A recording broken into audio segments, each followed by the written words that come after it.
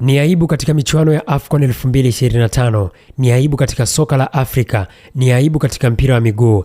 Kitendo alichokifanya muamuzi Boubou Traore kutokea nchini Mali, aliyekuwa muamuzi wa kati katika mchezo wa Tanzania dhidi ya Morocco, mchezo wa hatua ya 16 bora, kwa kuinyima Tanzania penalty ya wazi kabisa iliyotokea, ambapo mchezaji wa timu ya taifa ya Morocco alimsukuma Idi Nado katika eneo la 18 na muamuzi akainyima Tanzania penalty ya wazi kabisa ambayo iliweza kuonekana.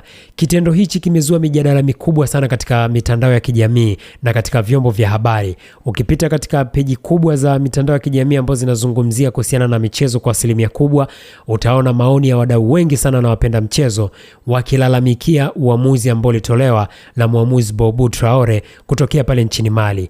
Wengi wakisema kama vile Morocco anatengenezewa nafasi ya kuwa bingwa katika michuano hii. Ni kitendo cha upendeleo kabisa ambacho kimeonekana dhahiri kabisa kwa kuinyima Tanzania penalty ya wazi. Lakini muamuzi huyu pia, licha ya kwamba wachezaji wa timu ya taifa ya Tanzania Taifa Stars walienda kumzonga muamuzi na wakimuomba akaangalie katika VAR, lakini muamuzi huyo pia hakufanya hivyo. Ni kitu ambacho kimeacha maswali mengi sana, wengi wakisema kwamba uamuzi huu unaonekana kuipendelea Morocco, na wengine akienda mbali zaidi wakisema huenda Morocco ambaye ndio host wa mashindano haya akitengenezwa kuwa bingwa wa michuano ya AFCON 2025. Na maamuzi mengine mengi yalionekana kwa namna moja au nyingine kuipendelea Morocco.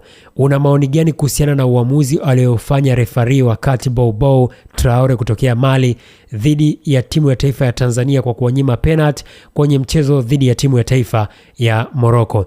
Niandikie katika eneo la comment, lakini vile vile usisahau kusubscribe ili kuwa karibu na habari mbalimbali ambazo tunazitoa kila wakati.